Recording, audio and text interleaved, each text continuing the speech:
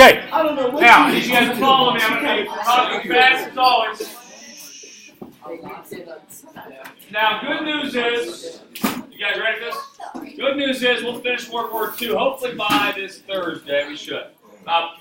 Just so you guys know, ladies and gentlemen, I'm going over just the highlights. So this is like a Sports Center highlight reel of World War II, which means what? To me, Tristan. You know I'm calling on you once a day, dude. You have to figure it out by now. I see you trying to hide back there. You see why I call on you? This is why, Tristan. Cool. What's that mean if I'm just showing you the highlights? Okay, most important? Or like most significant. Most significant? How do you define most significant, though? That depends on who? Me, right? That's what I maybe do. And what we need to make sure we understand is, Miss Burt back here may focus on entirely different things. Mr. Thornhill may focus on different things than Miss Burt and myself. So we need to make sure we understand history is so vast, right? What was important this past week? Somebody may say the Super Bowl. Somebody may say Headaches. their headaches. Somebody may say, I mean, it varies, right? It depends on the individual, right, Gavin? Any questions? I didn't mean to hit you in the eye. No, you're good. Okay. Now, if we remember last week, we had France. What happened to France in World War II? Wow! Right? Did you ever see wedding crash? Not wedding crash. It wasn't wedding crash. Step Brothers. Yeah. Pow! Right? Pow! See what I'm talking about? You know what Somebody's will help. face, right? Somebody's face. Guess what I'm talking about? That dude? His brother's friend, yeah. He gets you on, pow! Alright, what happens to France? What happens to France? They get...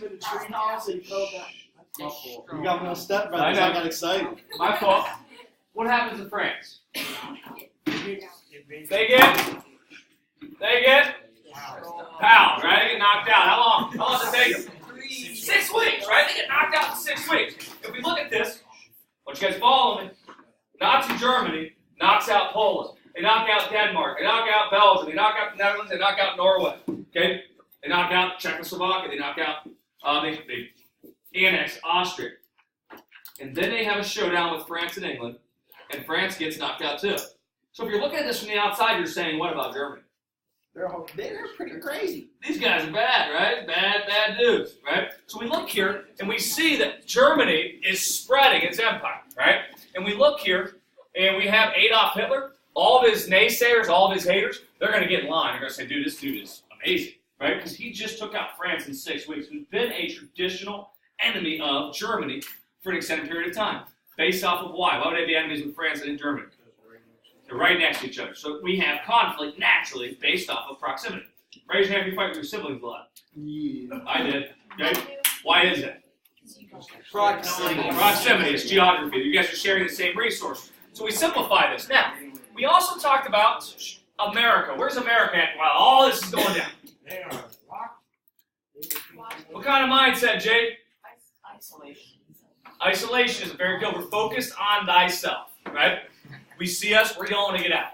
Now, the President of the United States realizes we need to get out, but America's like, dude, hold on too tight. I don't want to go involved over there. I don't want to go to war over there. So we need something crazy to happen to get America involved in this war. Something crazy is going to happen. It's like something crazier than 9/11. Right? So you guys understand 9/11. Something crazier than 9/11 happens. Okay? We'll look at that in a minute. Now, France gets knocked out. We talked about England, luckily. They escape off a beachhead called what? Dunkirk. They made a movie of it. So they live to fight another day. And what we have here is England and Germany have a showdown. Okay? So we're going to see this showdown is going to involve the air forces of both. Now, radar is a new technology, and England has radars. They know when these guys are coming. We're going to see the Royal Air Force, British Air Force, meet the Luftwaffe up there. And we're going to see a lot of Luftwaffe pilots die over England.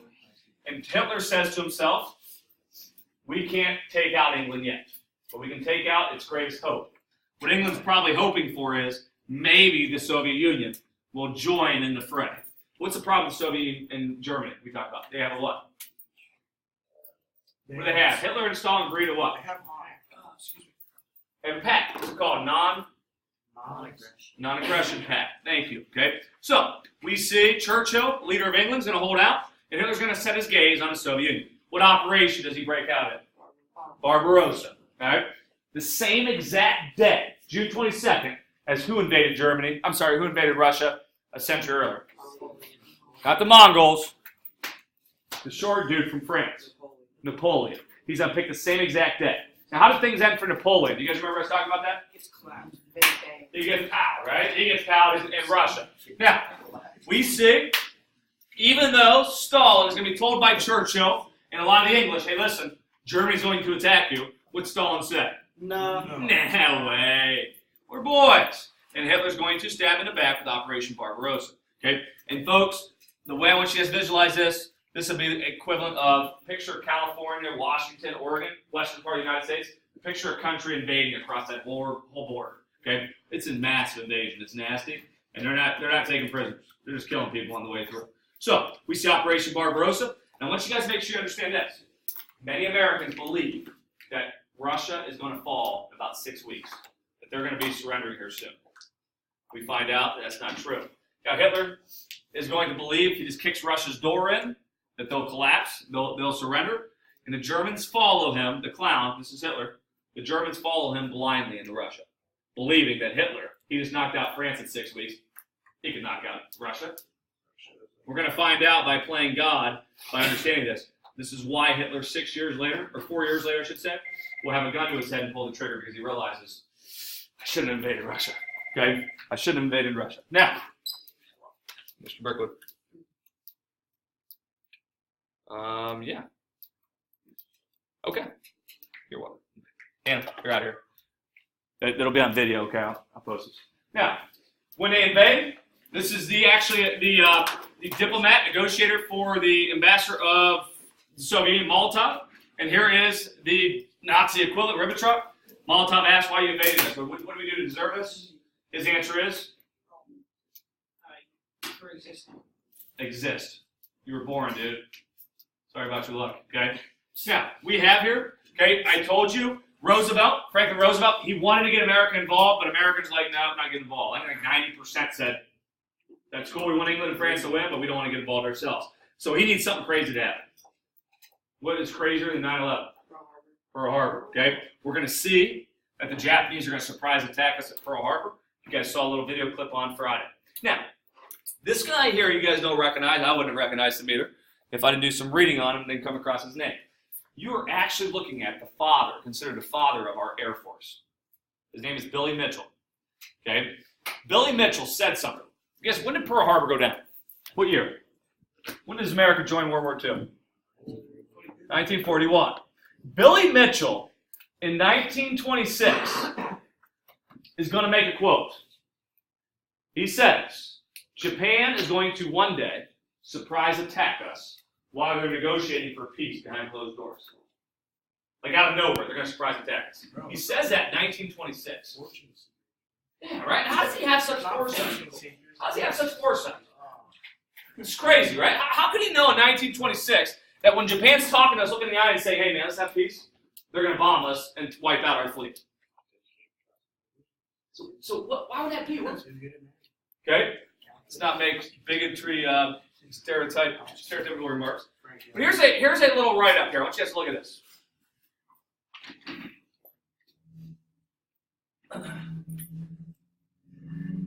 Unsuspecting Navy ships lay peaceably in their Pacific harbor that winter morning. A world away, the drowsy sailor's commander-in-chief had been negotiating with Japanese diplomats. But then, with no advance warning, Japan launched the infamous sneak attack. Deadly torpedoes and bombs came out of nowhere, and soon the harbor was a flaming mess of sunken ships. Screaming sailors swam for their lives through fiery oil-blackened waters. President Roosevelt admired this sneak attack. Strong word, admired. I was thoroughly well pleased with the Japanese victory, the president wrote his son.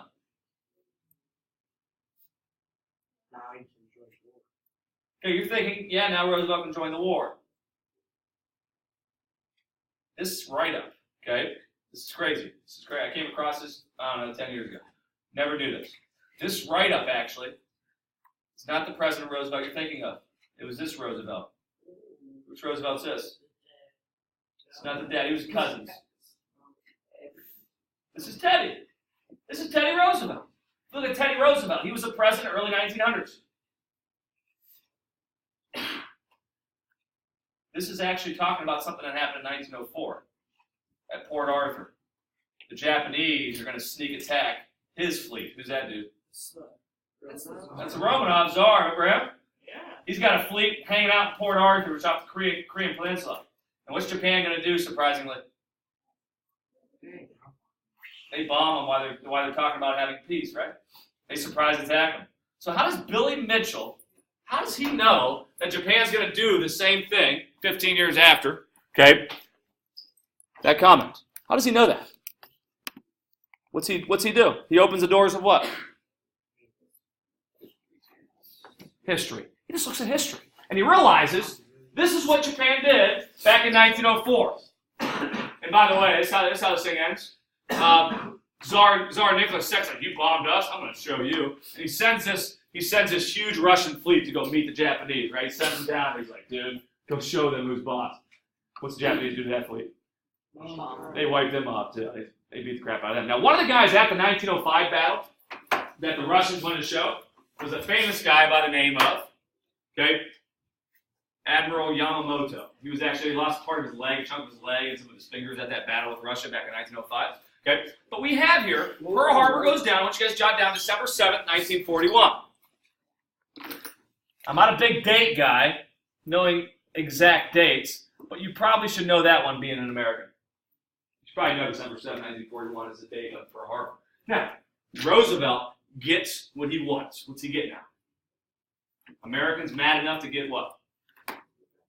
Get revenge. What's America jumping into now? What war? World War II. This is going to draw us in. Now, this is Hitler's biggest blunder in World War II was invading Russia. His second biggest blunder is Japan and Germany have an agreement. They have a pact. They have an alliance. This alliance is Germany says to Japan, if anybody ever attacks you, we will go to war with you. We'll back you up. What's the problem with Pearl Harbor? They bombed us. Does Germany have to go to war with America? No. But Hitler's going to do it anyway. He declares war on America right after they bomb us. Okay? So we have America who's in a bad mood and is like, dude, you want some too? Okay. Okay. We can do that. Right? So we see that this is, okay, going to be Hitler's other big mistake. He did not have to declare war on America, but he does anyway. Okay? And he underestimates America. Now, Yamamoto, he's the mastermind. I want you guys to jot down. Look up his first name for me. Yamamoto. Didn't he make like dirt bikes? No, that's Yamaha. Okay. I knew that was a dumb question as soon as it came on the blog. Now, we have here, okay, Yamamoto. He's told by the leaders of Japan that he should come up with a way to attack America. And he says to himself, I think that's a bad idea. And he makes a famous quote, I fear all we're going to do is when we attack them is awaken a what? Sleeping giant. Okay, that's this captures from Game of Thrones. Sleeping giant. Now, crazily enough, I thought this was fascinating. Yamamoto actually studied in America at Harvard. He was at Harvard for a short period of time. Okay? And he actually traveled around America and he actually saw Detroit, the city of Detroit. And, you know, his leadership says we need to come up with a way to bomb America, attack America. And he says, I think this is a bad idea. And they said, well, we need you to bomb. He's like, well, if you guys ever been to Detroit, you would know that the industrial might of America. Like, it's not really a country you want to mess with. What do we have just mass producing in Detroit back in the 1930s and 20s? What's Detroit known for? Motors. What? Motors. And what? Where's the motors going into? Yeah, they will. The motors going to what? Cars. We're mass producing cars in Detroit, right? You got GM up there. You got Ford up there. Okay. You have these two huge in Michigan. You have these two huge automobile industries that are mass producing. And Yamamoto saw me and said, dude, those things are producing what? We didn't produce automobiles during World War II. Those companies stopped making automobiles. What were these companies producing? Those tanks, airplanes, okay, things for war. And he realizes it's a bad idea. Now, the goal of Japan is to hit the United States so hard they don't want to fight. Is that going to be what happens? No. They're going to hit it so hard we're going to be peeved off. Now, a lot of the ships they blow up at Pearl Harbor are actually outdated. Now, here's what I want you to do for me to break up this lecture a little bit so you don't have to hear me talk the whole time. I'm going to give you guys 8 minutes. You're going to be an investigator. We have to answer this question. Why would Japan bomb us at Pearl Harbor? Why did they bomb the United States at Pearl Harbor? So we'll get back together in 8 minutes. You guys good? Jade, know it's your birthday? Use your phone for good. Oh, my phone. I was leaving something. It's cool though. Why? Why did Japan bomb us? What's the motive? Find a motive. 10:35.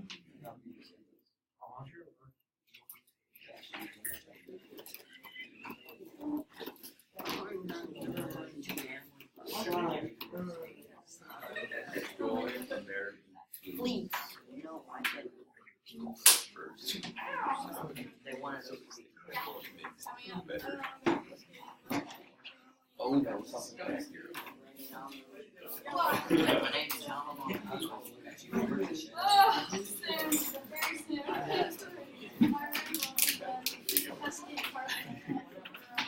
You know, He can't. He's going out.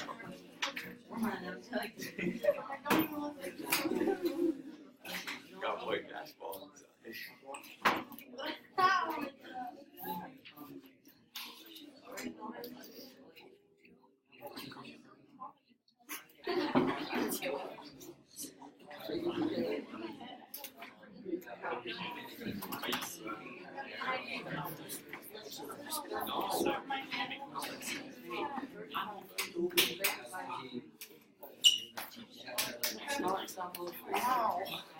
Look at him so hard. All I did was try floating your legs. You see that? What are you talking about? She just slapped me. Nobody does not do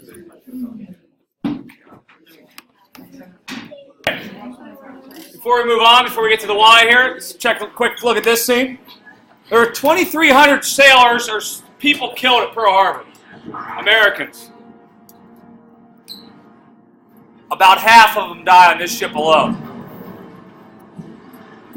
Again, you can see these ships, this is called Battleship Row, you can see them lined up nice and neat. Americans were worried about spies on the island. They weren't worried about a sneak attack. But you see the Arizona here, and this will be, I think it's 1,100 die on this ship alone, okay?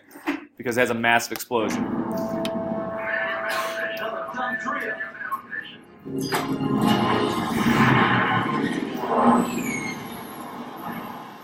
Now the Japanese practiced bombing Pearl Harbor for like 3 months coming up to.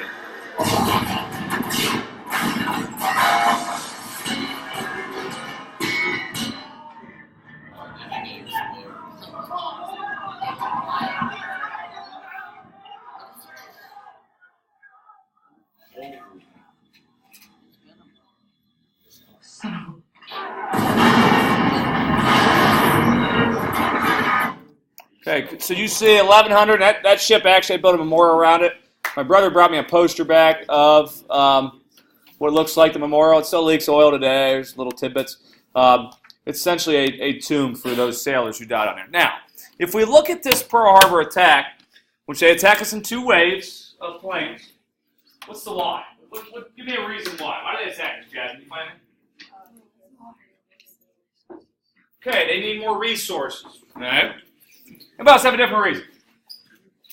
Okay? It was to prevent the U.S. from getting in the way of Japanese operations in the Pacific. Very good. It's to prevent us from getting an operation in the Pacific. So resources is a big deal. Definitely going to talk about that. And then they do not want us to infringe upon what their empire is going on over there. What else do you have here, Jade? It says Japan felt like the strike on Pearl Harbor would take out the U.S. Pacific Fleet, and Japan would be the dominant military power in the Pacific. Okay. So there's geography playing a role, right? I mean, we have an empire in their empire, and we see them butting heads. And folks, I want you guys, you guys weren't around for 9/11, I was. And it was terrifying. I mean, 9/11 was absolutely terrifying. It was to be alive and know kind of like what the heck's going on here. It was, I mean, I can't really, I don't think I've ever had that kind of fear. It was just, I was a 19-year-old male, thought he was invincible before that day. You look at that, you're like, mean, it was terrifying. Now imagine, though, I cannot imagine if we had a Pacific fleet protecting our western part of the United States. If I woke up one day and somebody told me, you know, that whole Pacific fleet defending the United States, it's gone. Like, it's gone. Like, they got sunk. I mean, that would be terrifying. I'd be like, oh my God, right? I mean, this is horrific. I mean, this would be, I think 9/11 was a 10. I think Pearl Harbor, you kind of, again, if you lived during 9/11, you kind of understand what Pearl Harbor was like. But I would probably amplify it up a little bit. I'd probably turn it up a little bit. Just because what's going on in the context of the world, and you lose the entire Pacific Fleet. So you have the Empire infringing. What was yours again? I'm sorry. They need to strike us. Why? Because they want to be the most dominant. They want to be most dominant in the Pacific. Them have something different. Anybody come across something different that was already mentioned of why they bombed us? Okay, here's what I want you guys to jot down. These are the reasons why. And it's what Jaden said. It's what Jasmine said, in a sense, right here. There's Jasmine's number 1. And number 3 and 4 as well. You could argue the same with Trevor and Jaden. So here's some reasons why they attacked us. Now, we're not going to have time to study this in depth, but again, we're just one of the highlights. If you really want to study World War II, you want to see the horrors of it. I know, obviously, you guys know about the Holocaust. You guys talk about it in English class. We talked about it briefly in here. I know you talked about the Holocaust in other classes. That's why I don't go into a ton of depth with the Holocaust. But if you really want to see what is horrific as well, just check out the Japanese do the Chinese over in China. And when these reports come back to America, we realize that they're, tying Chinese prisoners of war to a post, and they're bayoneting them, they're stabbing them until they die. Okay, it's kind of like, wow, And they went to the point where they would actually paint a red circle around the heart and tell the Japanese soldiers stab everything but that circle. Okay, so this is torture.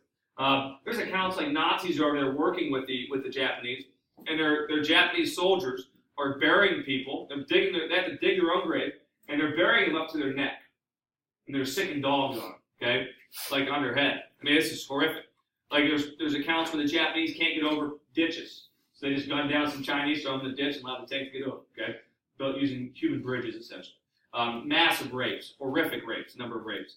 Babies being killed. I mean, the Chinese are doing some horrific things the Japanese are doing some horrific things to Chinese. When America finds out about this, when we hear about this, there's a push to stop giving them oil and steel. Why would Japan need oil and steel? What's oil and steel used for? Machines, like tanks and airplanes and ships. They were consuming like 400 tons of oil a day. So when we cut off the oil, they're like, oh my gosh. All signs point to America is gearing up for war against Japan. So we might as well do what? If you're going to fight something bigger and stronger, you might as well what?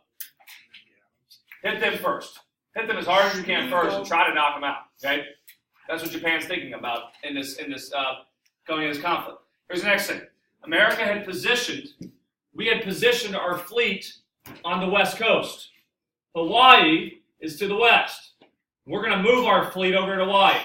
What's the message to Japan? Where's Japan at? You're not getting Hawaii, and we're closer. Japan's over there. They're thinking, oh my gosh, the United States is moving closer to us. And they see it as a threat. Right? And the other one is, all the money Japanese investors put into America, we don't allow them to touch it. We freeze all accounts. They can't get their money out of banks now. Okay? Frozen. This is going to peeve off a lot of the upper command of the higher-ups in Japan. Okay? So we see America, Roosevelt wants something to happen. I don't think he wanted this to happen, but he wants something to happen. So we could argue that America kind of provokes Japan to attack us maybe a little bit. Okay? So we see this is your whys. These are 4 reasons why. Now, here is following Pearl Harbor. You guys are looking at Japanese Empire. Look at this thing. It's expanding. Okay? It is grown, and we see the Marshall Islands. You see Guam. Here's Iwo Jima. That's that famous flag raising. That's where that took place, Iwo Jima. Okinawa. This will be another one we'll look at. And folks, America is going to choose some of these islands to pass. It's called island hopping. We'll choose some of these islands to fight on. Okay, depending on how important we do them. Hi, Glenn. How are you? I'm well, thank you. Okay, cool. Now, we will see that this is going to be an empire we have to slowly strangle And this is what's going on in 1941. So, this here, just life lessons. Again, I always look for life lessons. I'm looking at history. We get knocked down. Russia gets knocked down. You get knocked down in life. I got knocked down. I get knocked down in life. Okay. What defines us is how well we rise after fall. Okay. Just kind of, and we're going to see America and Russia both rise to the occasion, and it starts after catastrophes. I like this story. Anybody recognize that guy? That's Ali. Anybody recognize that guy? Michael Jordan was not a boxer. This is actually fight of the century. I love this story because it kind of, to me, it kind of reinforces what we have going on between Russia and the United States. This guy's name is Joe Frazier. This is capturing 1971. And 1971 is known as the fight of the century. They kind of label these every once in a while. The fight of the century, it's a big deal. And Ali and Joe Frazier meet up in New York, Madison Square Garden. And Frazier beats the crap out of Ali in this fight for the most part. Okay? And after this dude gets knocked down here, this is like the last round, and Ali really has no chance to win this thing. But he gets back up, and he gets beat on some more. Okay, and then the fight ends, whatever. Well, a reporter after the fight asked Ali, he goes, why did you get back up knowing you couldn't win?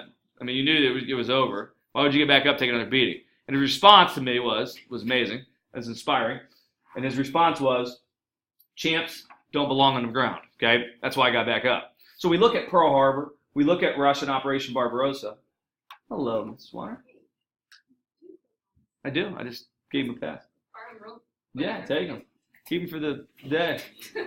Keep him for the week.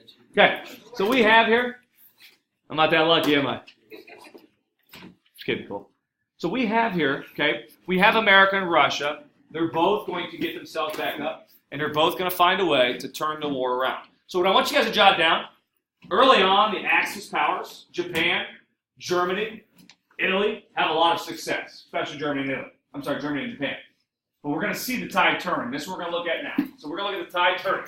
So from early on, 1939, really to 1942, it looks like to outside observers that the Axis could very well win this war. There's going to be two major battles we're going to look at. Two major battles we're going to look at.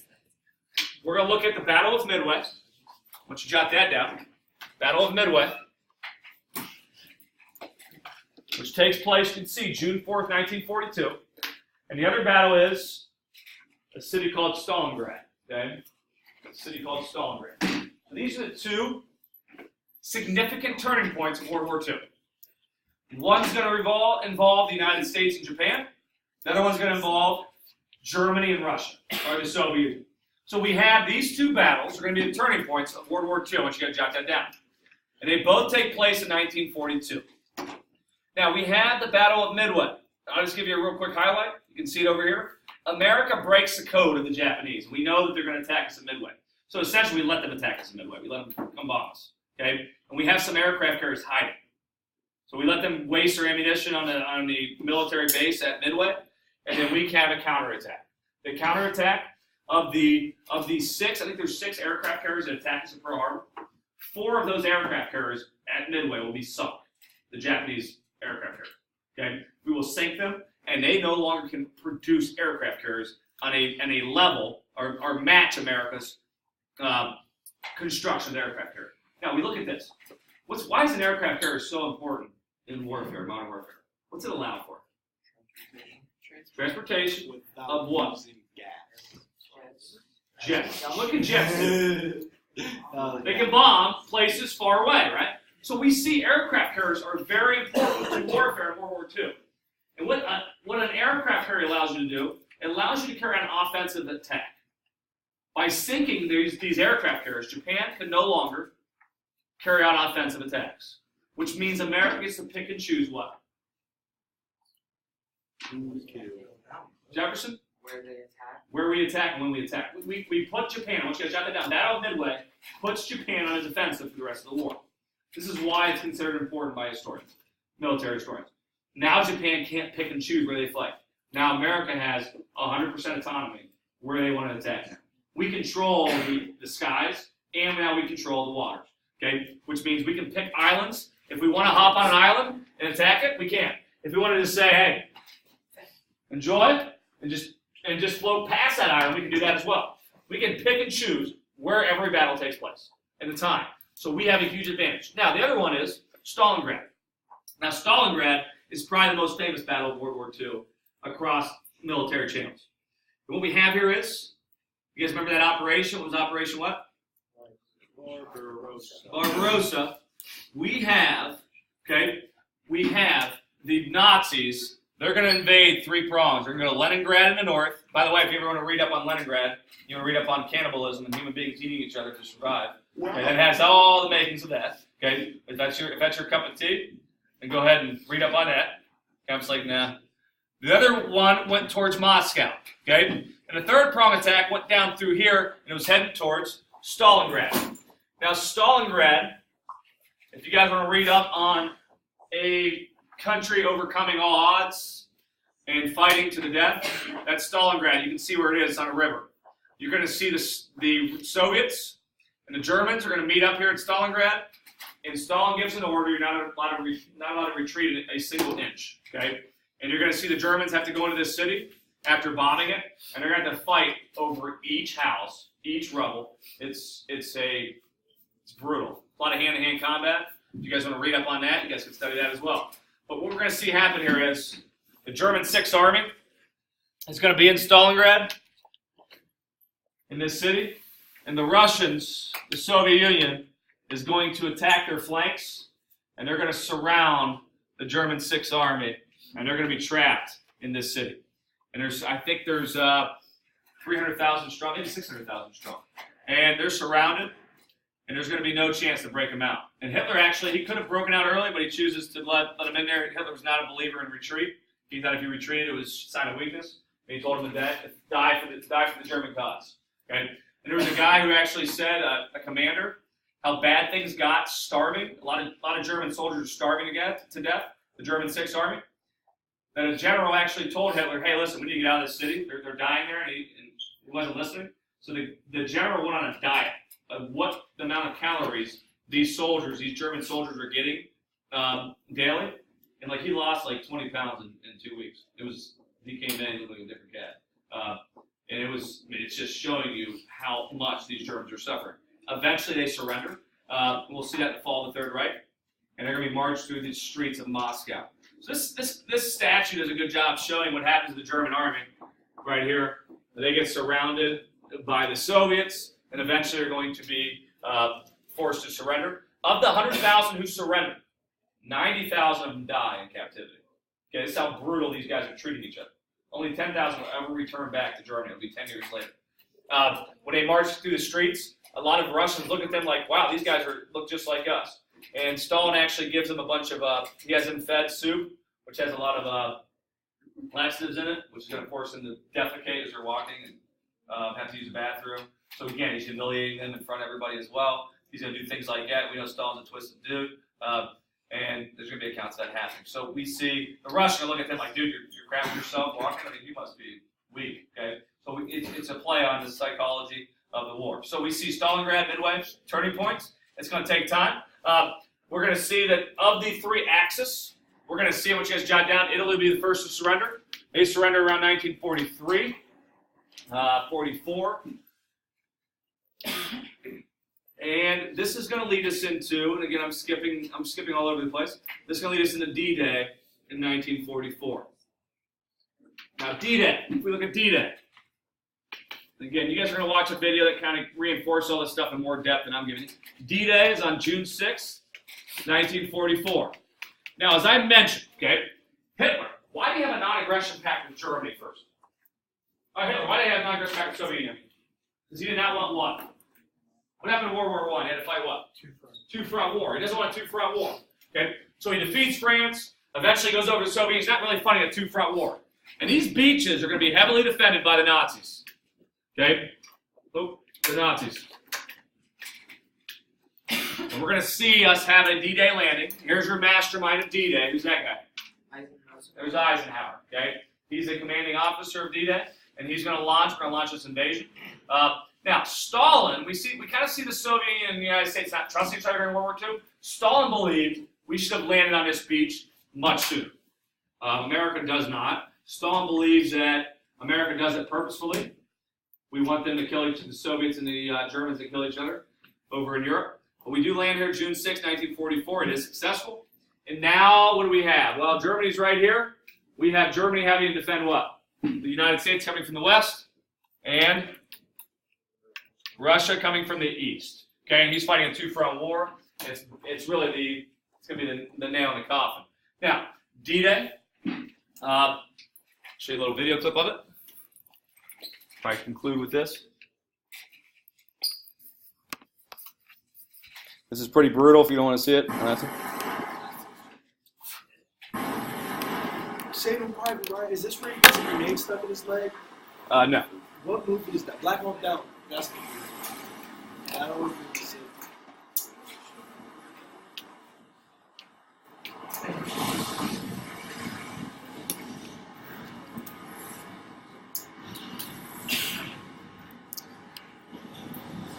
Real quick, there's this story of Roman history. It's Rome always struggled to take England. They could not conquer England for quite some time, and they would cross the English Channel and Straits of Dover is the closest point, hit the cliffs, and oftentimes they'd fight for a little while, and the Romans would climb back on their ships, and they'd go back to northern France. They could never really conquer for a while. Now Julius Caesar does something different. Julius Caesar has them go across the English Channel, and he has his Roman